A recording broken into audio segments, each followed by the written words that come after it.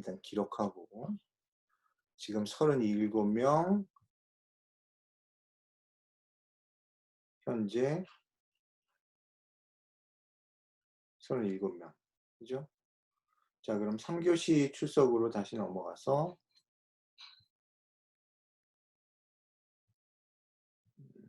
출석 복사 2차시 복사하고 지각한 사람만 출석으로 바꿔주면 되죠. 그러면 37명 문제없어. 자, 내가 좀 전에 한 5분, 6분 동안 조교하고 통화를 한 거에 대한 내용을 여러분들도 관련이 있으니까 내가 얘기를 해줄게요. 이게 이제 뭐냐면 지금 여러분들도 대부분 설문을 해서 알지만 대면 수업하고 비대면 수업에 대한 학생들의 선호도를 조사를 하고 있어. 근데 그 결과를 보면 대부분 비대면 수업을 선호하는 거야. 지금 우리 과목 같은 경우에 보면 보자 설문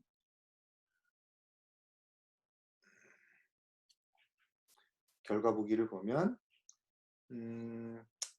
28명 그러니까 33명이 설문에 지금 참가를 했는데 28명은 비대면 수업을 희망하고 5명은 대면 수업을 희망하는 거야. 자 이렇게 해서 이제 나뉘었다 이거야. 그럼 이게 다수결에 의해서 수업 방식이 결정되는 게 아니지. 현재는 그래. 그래서 일단 대면 수업을 한다. 그러면 이제 여기 5명이 나오든 아니면 뭐 더 나오든 몇 명이 나오겠죠? 그럼 그 사람들을 대상으로 해서 대면 수업을 하고 그 대면 수업하는 그 장면을 동영상으로 찍는 거지. 근데 이제 그거를 내가 하기에는 너무 힘들어. 그렇잖아. 내가 강의하랴, 동영상 찍으랴. 근데 사실 내가 기계만 좋으면 그냥 내가 하겠어. 왜 그러냐면 동영상 질이라든지 이런 것도 중요하니까. 근데 이게 문제가 뭐냐면 내가 가지고 있는 기계들이라는 게 뭐 카메라라든지 이런 것들이 30분? 30분이 지나면 꺼지는 거야. 원래 그 캠코더하고 카메라를 그 뭐라 그러지? 부가가치세인가?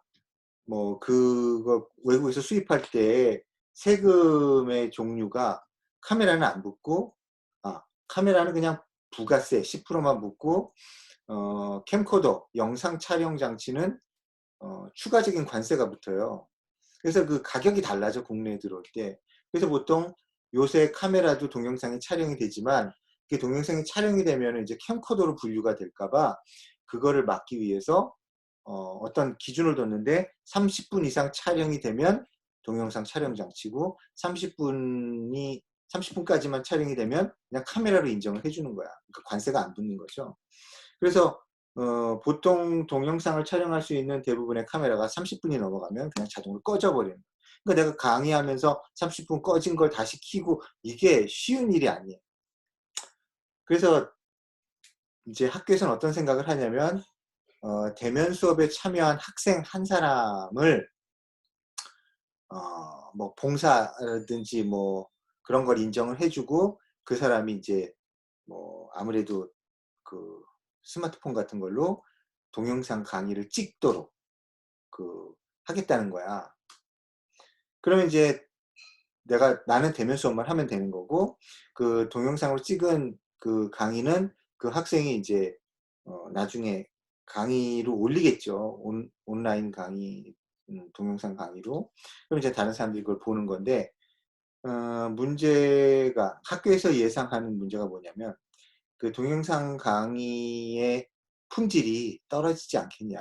목소리도 작게 들어갈 수도 있고 그다음에 뭐 화질도 떨어지고 그런 거에 대해서 이제 우려한다는 거지. 그래서 이제 나는 그렇게 생각하는 거야. 선택의 여지가 있어. 두 가지야.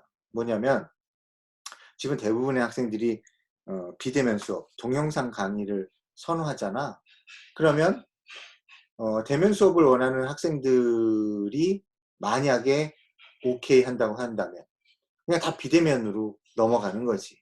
그래가지고 내가 그냥 비대면으로 강의 내가 하고 그렇지만 결국은 내가 비대면으로 강의하면 줌이니까 그 해당 시간에 그냥 강의하는 거고, 그걸 이제 여러분들이 듣는 거죠. 이런 식으로 나가든지, 아니면 그냥 학교에서 원래 생각하는 것처럼 소수가 대면 수업을 원하더라도 그냥 교실에 들어가서 강의를 한다. 그리고 그거를 동영상을 누군가 찍어가지고 올린다. 그 포맷이 그냥 가는 거야. 근데 그렇게 됐을 때 동영상의 그 품질이 떨어지는 거는 비대면 수업을 듣는 사람들이 감수할 수밖에 없다. 라는 거지. 학교에서는 후자를 선택할 가능성이 높죠. 근데 만약에 내가 수업을 하면서 여러분들이 만약에 대면 수업을 희망하는 사람들이 에이 뭐 그런 상황이면은 저도 그냥 비대면으로 들게요 라고 한다면, 100% 비대면으로 간다면 내가 수업을 비대면으로 진행할 수도 있어요. 근데 이제 그거 현재는 안 그래. 현재는.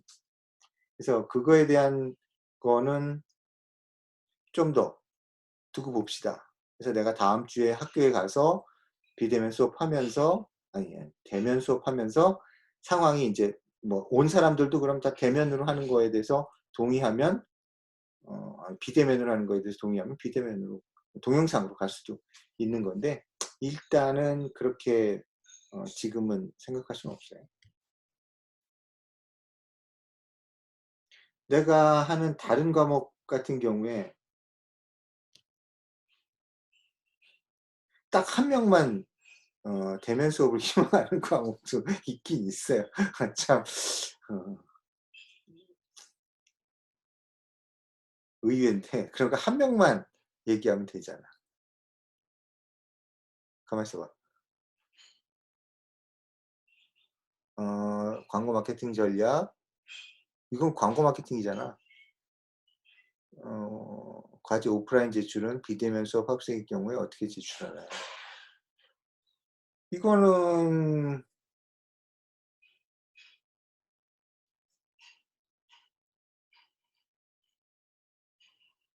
우편을 보내도 되잖아, 학교에다가. 아니면 뭐 조교한테 파일로 보내가지고서 프린트해서 제출해달라고 해도 되고. 조교가 좀 귀찮겠지만. 그거는 이제 사소한 문제인 것 같은데.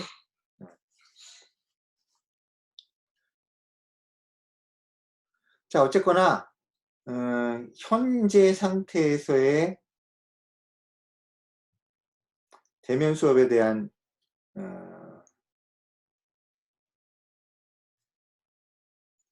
결론은 아직 안 났다.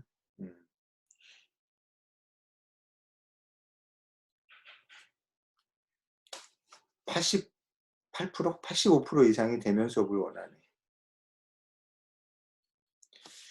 이 대면 수업을 원하는 게 이제 그런 거지. 현재는 내가 동영상을 줌으로 해서 실시간 동영상이니까 시간에 묶이지만, 만약에 내가 이걸 학교에서 강의하고 그걸 동영상으로 올리면 시간에 묶일 이유는 없지. 그치? 비대면 수업을 원하는 사람, 비대면 수업을 원하는 사람들. 그런 측면에서 이제 융통성이 있으니까 좋다고 하는 거죠. 근데 이걸 내가 다 비대면 수업으로 옮겨버리면 줌 수업이 되니까 그 메리트가 없어지네. 그걸 원하지는 않겠네, 여러분들이. 근데 어쨌든 뭐 시험은 학교 와서 봐야 되는 거니까. 자, 그 얘기는 그만합시다. 그러면 아까 우리가 하던 이야기에 다시 돌아가서 우리 수업으로 돌아갑시다. 물론 뭐 여러분들 의견 계속 채팅에 올려도 괜찮아요. 수업 방해하는 거 아니야. 우리 수업과 관련된 직관적인 얘기는 어떤 거든지 환영해요. 자, 어쨌거나 다시 우리 수업 진도로 일단은 돌아갑시다.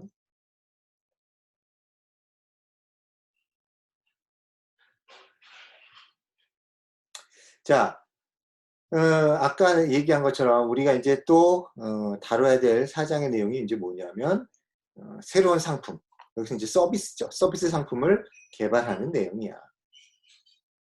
그래서 새로운 상품이 이제 새로운 서비스 상품 어떤 것이 있느냐, 어떤 형태로 새로운 서비스 상품이 만들어지는가를 보면 7가지를 소개하고 있어요. 7가지. 그래서 첫 번째 스타일을 변경하는 거야. 스타일 변경. 그래서 서비스의 디자인, 뭐 각본에서 눈에 띄는 변화를 가져오면 그것도 신규 서비스가 되는 거죠. 예를 들어서 뭐 그런 거라고 해야 되나? 뭐 카페다. 근데 인테리어를 싹 바꿨어. 그리고서 이제 새롭게 그 단장하고 카페를 열었어. 그럼 뭐 스타일 변경 정도에 해당하겠죠. 뭐 카페 같은 경우에 너무 오래된 디자인을 오래 유지하면, 뭐 물론 올드 패션 카페라면 어쩔 수 없지만, 복고풍의 카페라면 어쩔 수 있지만, 최근 유행을 따르는 그런 카페 같은 경우에 이 실내 인테리어를 뭐 한 4, 5년 만에 한 번씩 바꿔주지 않으면 그 손님이 점점 떨어진다고 그래요. 왜냐면 이제 구식 같은 느낌이 드니까 사람들이 떨어진다고 그래요. 근데 그 카페의 인테리어를 바꾸는 비용이 물론 뭐 점포에 따라 다르겠지만 그런 뭐 도시에 있는 뭐 그런 뭐 예를 들어서 홍대라든지 뭐 신촌이라든지 아니면 뭐 강남에 이런 데 같은 경우에 한 번 바꿀 때 억 단위로 돈이 들어간다고 그래요. 그래서 적지 않은 투자죠. 그러니까 카페 같은 거 하면 사실은 겉으로 보기에 너무 좋은 사업이야. 왜 그러냐면 흔히 얘기하는 물장사잖아. 물을 먹고 돈을 내는 거야. 물론 그 물 속에는 커피가 들어있을 수도 있고 주스가 들어있을 수도 있고 뭐 여러 가지가 있지만 그 재료가 차지하는 비중은 그렇게 크지 않다는 거죠. 그러니까 예를 들어서 뭐 6천 원짜리 커피 원가가 뭐 500원일 수도 있고요. 그다음에 뭐 8천 원짜리 주스의 원가가 뭐 한 7, 800원일 수도 있어요. 그렇지만 그걸로 다 끝나는 게 아니라 아까 얘기한 것처럼 임대료, 그다음에 인건비, 그다음에 그 인테리어 디자인, 인테리어에 들어가는 비용 이런 것들이 엄청나게 들어가기 때문에 그렇게 뭐 엄청난 많은 수익을 가져오는 사업이라고 보기도 사실은 어려운 거지. 더군다나 이 인테리어 같은 경우에는 목돈이 나가잖아. 예를 들어서 뭐 1억 5천 인테리어를 내가 했는데 그걸 뭐 24개월에 나눠서 카드로 지불한다 이런 건 불가능하거든 그쪽에서는. 그러니까 내가 24개월 동안 돈을 모아서 아니면 뭐 3년 4년 번 돈을 대부분을 다시 인테리어 투자로 뭐 쏟아붓는다든지 뭐 이런 상황 반복되는 거니까 쓸데없는 내용이다. 자 넘어갑시다. 자 두 번째 서비스 개선. 자기들이 하고 있는 서비스의 일부를 개선하는 거죠. 그게 이제 뒤에 그런 거. 그럼 예를 들어서 고객에게 행하는 뭐 서비스, 예를 들어서 뭐 패스트푸드점인데 패스트푸드점에서 주문하고 물건을 인도하는 그 과정 이런 거를 일부 개선한다. 뭐 이런 거죠. 뭐 예를 들어서 뭐 드라이브 스루 뭐 그런 식으로 그런 코스를 하나 더 집어넣는다. 뭐 그런 것도 여기에 해당하지 않을까요? 네, 보조 서비스 혁신. 자, 우리 앞에서 봤었죠? 서비스에는 8개의 꽃잎이 달려 있다. 8개의 꽃잎. 그래서 이 8개의 꽃잎이 촉진하는 요소와 그 다음에 가치를 증대하는 요소가 있는데 이것들 중에서 몇 가지를 손을 보는 거지.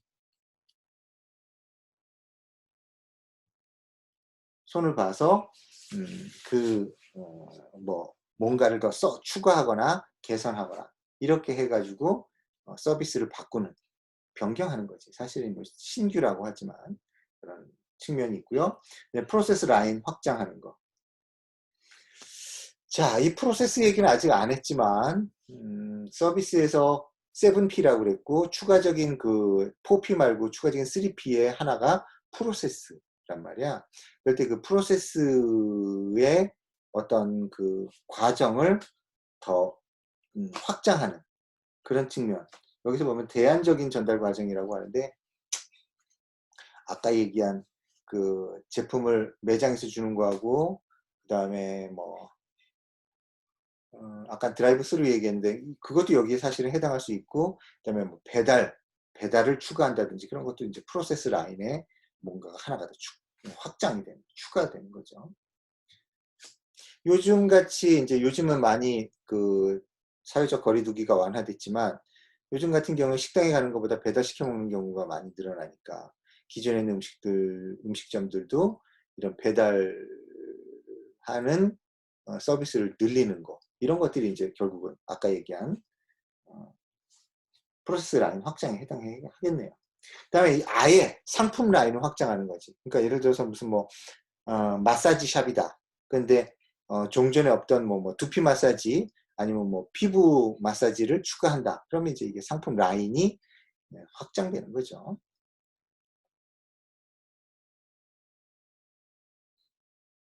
어쨌거나 뭐 현재 상품 라인에 상품 라인을 추가하는 거. 그다음에 여섯 번째는 주요 프로세스의 혁신을 가져오는 거예요. 거기에 아주 여기 얘기하는 것처럼 새로운 편익이 추가된 기존 상품을 전달하는 새로운 프로세스를 사용하는 거지.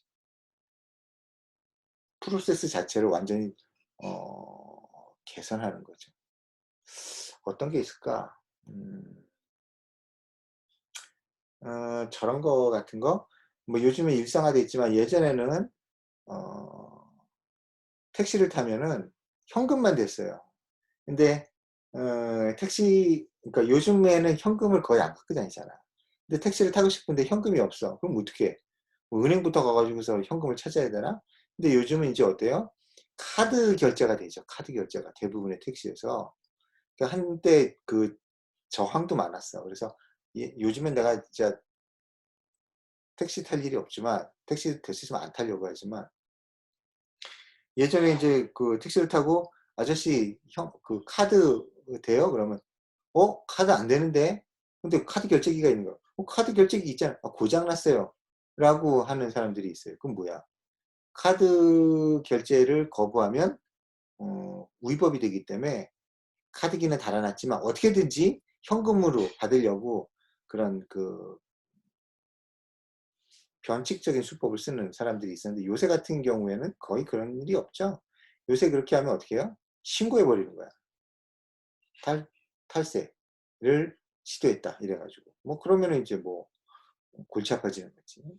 자, 어쨌든 그런 식으로 지불하는 방법을 현금에서 카드 같은 편리한 방법으로 바꾸는 이런 게 이제 뭐야? 프로세스 혁신이죠. 요즘엔 그런 그 카드 같은 편리한 그 결제 방법으로 바꾸는 게 되게 많이 늘어났죠. 심지어는 뭐 범칙금, 벌금 같은 것도 카드를 낼 수 있고, 뭐 세금 같은 경우에 당연히 카드를 낼 수 있고, 그다음에 예전에 아플 때 병원에 가면 예전에도 병원에서 다 현금만 받았죠. 무슨 배짱인지 몰라. 그렇게 돈이 많이 드는데. 근데 요즘에는 이제 다 카드가 되는 거죠. 음. 그런 것들이 프로세스 혁신이다. 특히 이제 지불 같은 방법에서. 그 다음에 요즘에 이제 주문을 할 때 전화라든지 우편이라든지 이런 방법보다 다 온라인을 통해서 주문을 하잖아요. 그런 것도 결국 온라인, 주문에 있어서 온라인 방법이 추가되는 혁신적인 거지. 그런 것들이 이제 물론 옛날 얘기지만 요즘에 와서 혁신적이라고 하기는 어렵지. 자, 그 다음에 이제 일곱 번째, 새로운 신규 서비스 개발의 일곱 번째는 완전히 그 말 그대로 새로운, 듣도 보도 못한 새로운 상품이 등장하는 거야. 음, 예상컨대 아까도 얘기했지만 그 코로나, 포스트 코로나에 어떤 상품들이 등장할까 하면 여러분들도 한번 생각해봐요. 나도 아까 잠깐 쉬는 시간에 잠깐 생각해봤어. 포스트 코로나로 직접적으로 우리가 쉽게 와닿을 수 있는 어떤 서비스 상품이 있을까? 라는 건데, 음,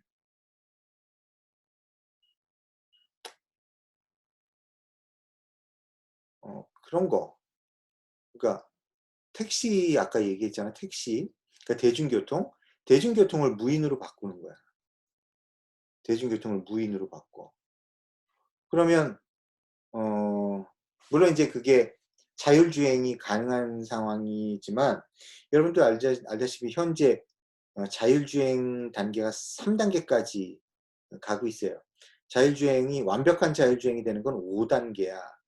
그래서 5단계까지가 되면 이제 사람이 개입하는 거를 금지하는 거지. 그러니까 사람 운전을 못하고 컴퓨터 시스템이 모든 거를 다 좌우하게 되는 그런 단계가 5단계인데 3단계라고 하면은 이제 고속도로 같은 경우에 사람이 전혀 손을 안 대도 목적지, 그러니까 고속도로 톨게이트까지 도착하는 거. 그런 게 이제 3단계거든요.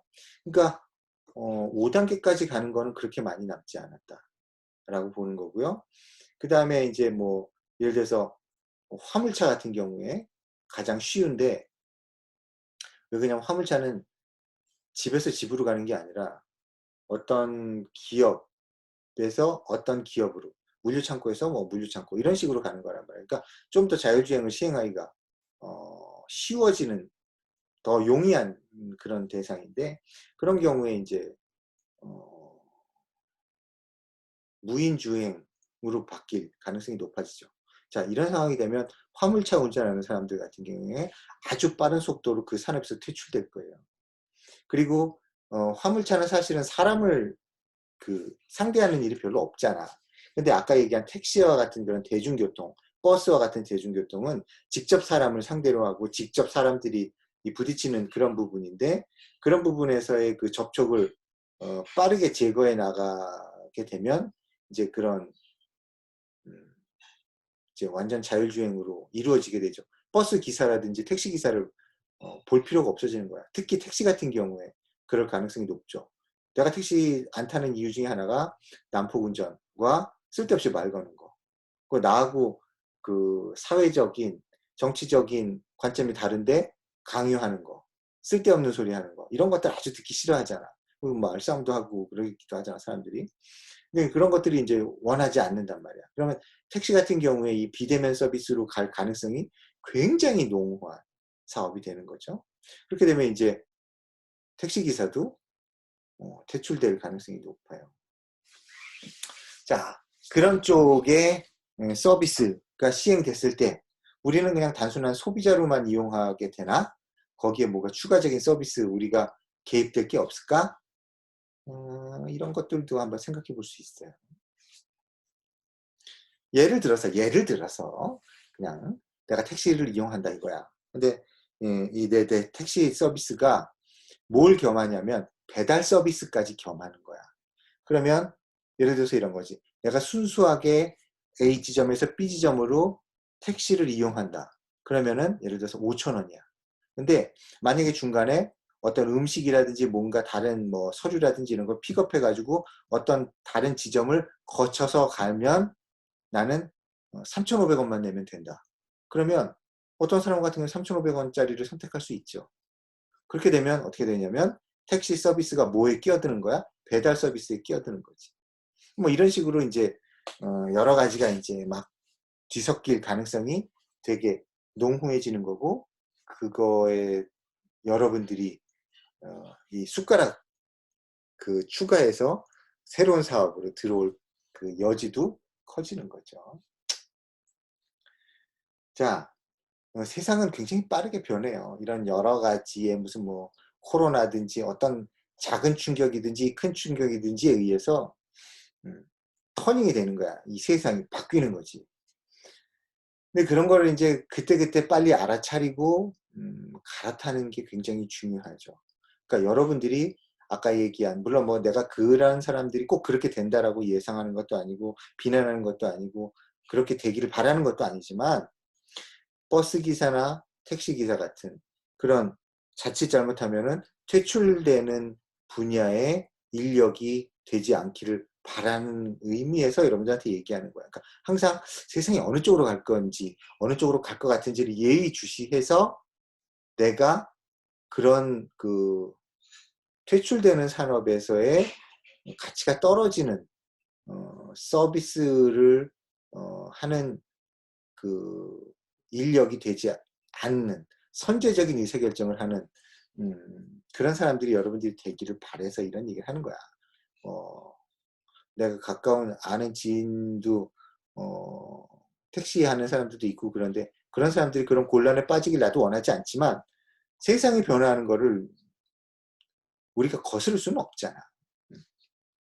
그래서 내가 이제 하는 얘기니까 여러분들도 이 세상 돌아가는 거에 대해서 난 몰라 라고 하지 말고 항상 눈 크게 뜨고 그 다음에 그냥 눈만 크게 뜨고 있으면 안 되고요. 머리를 항상 써야죠. 이런 상황에서는 어떻게 될까? 이런 상황에서는 어떻게 대응하는 게 현명할까? 라는 생각을 항상 하고 있어야 된다는 거야. 자, 그 정도 하고요. 다음으로 넘어갑시다. 자, 신규 서비스 개발을 성공하려면 어떻게 되느냐? 여기 보면 새로운 서비스를 개발할 때 핵심 상품만이 가장 중요한 건 아니라는 거야. 핵심 상품이 뭐죠? 여기에서 얘기했던 까만 거. 이것만 중요한 게 아니라는 거야. 무슨 말이야? 이 가에 있는 이 꽃잎들도 사람들이 이 제품을 구매하고 선택하는 데 결정적 요인이 될 수 있다는 거야. 그러니까 그런 부분도 중요하게 생각하라는 거죠.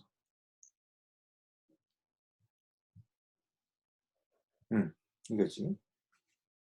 핵심 상품만 중요한 게 아니라는 거고. 그 다음에 전체 서비스 제공의 질을 유지하는 능력도 상당히 중요하다. 전체적인 서비스 제공의 수준을 잘 유지해야죠. 이 서비스가 예전에도 얘기했지만 서비스의 질을 유지하는 게 굉장히 어렵다는 거야. 왜냐면 어떤 때는 힘들 때는 고객한테 함부로 할 수도 있고 기분 좋을 때 고객한테 오버해서 잘해줄 수도 있는데 그럼 이 서비스 질의 품질이 제대로 유지가 안 되는 거예요. 그다음에 마케팅 지원 활동이 수반되는 것도 중요하다.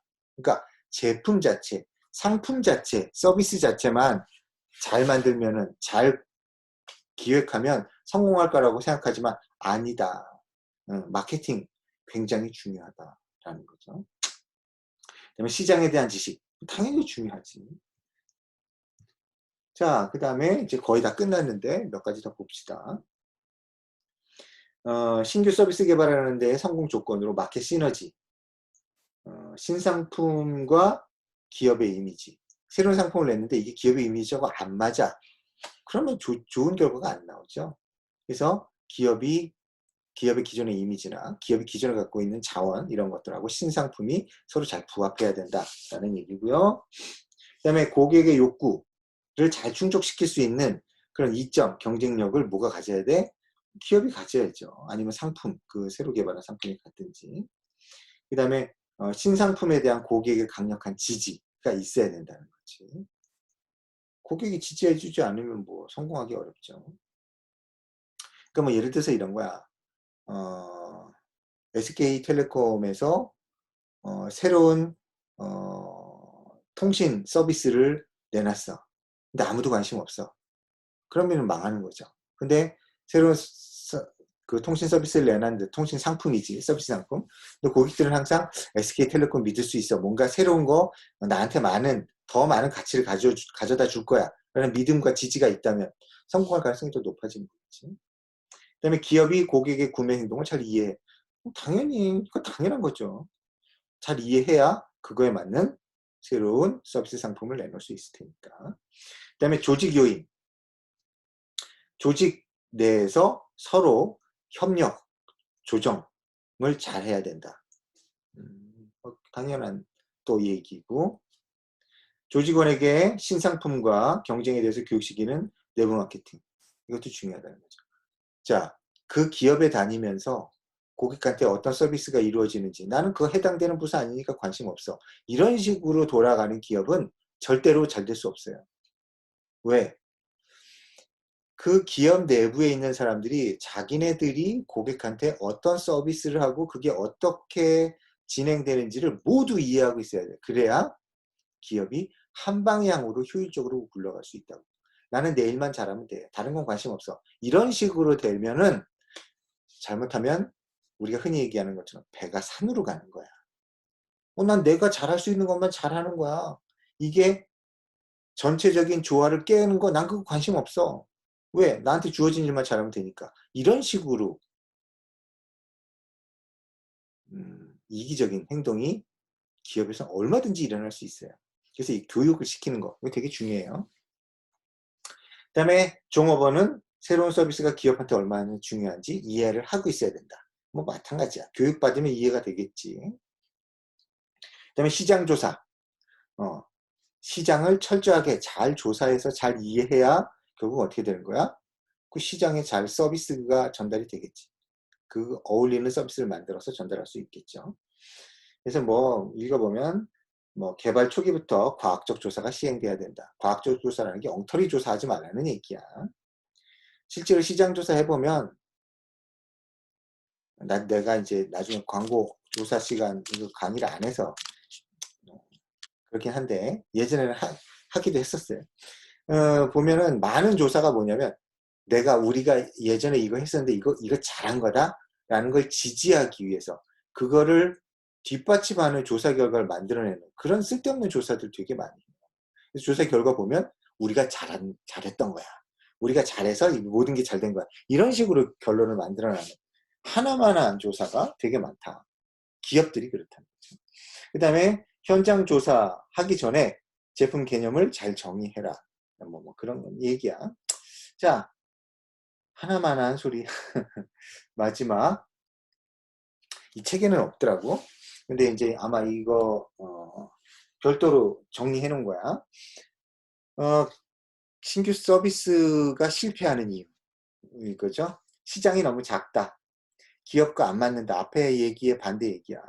그 다음에 별로 다르지 않아. 기존 서비스하고 차별하는 데 실패한 거야. 그 다음에 실제 고객한테 어떤 구체적인 가치를 주지 못하는 거지. 실질적인 편익이 없는 거야. 그 다음에 경쟁사 대비 포지셔닝이 미약해.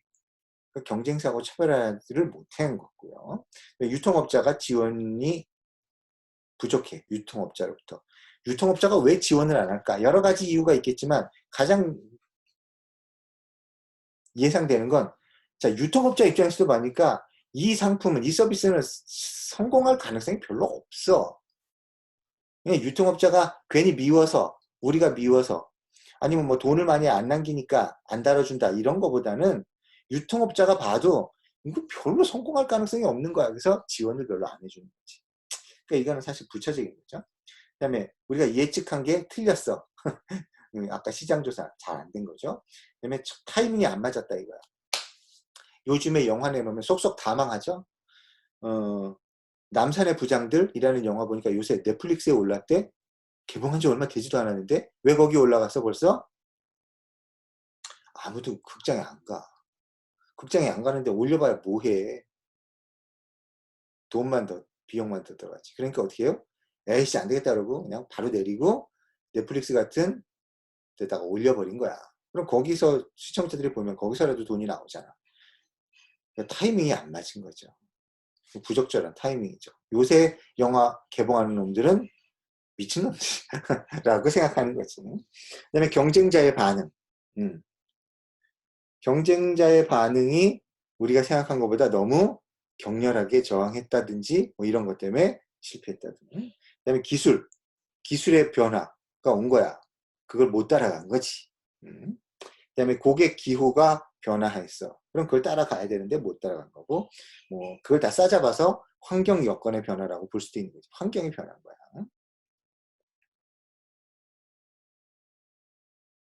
그 다음에 낮은 재구매율이나 판매가 저조한 거. 이건 결과야. 원인 얘기가 아니야. 이 실패 이유인데 무슨 그걸 결과를 썼어. 이건 잘 안 맞는 것 같고. AS. 우리나라 같은 경우에 AS 굉장히 중요하게 생각하죠.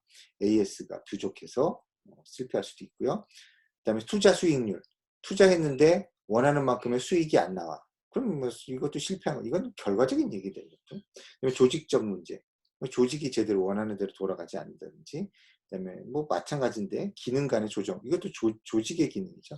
조정이 서로 안 되는 거예요. 자, 어쨌든 이런 것들로 인해서 신규 서비스가 실패할 수 있다라는 얘기예요. 오늘은 이 정도까지 해두고요. 다음 주에는 대면 수업, 많은 사람들이 또 그냥 동영상으로 보겠지만 대면 수업으로 수업을 진행하겠습니다. 그때 이제 나갈 것은 유통에 대한 얘기예요. 유통. 이 서비스의 유통은 일반 그 유형의 제품의 유통하고는 좀 많이 다르죠. 그래서 서비스의 유통에 대한 거를 다음 주에 다루겠습니다. 자, 오늘은 그러면은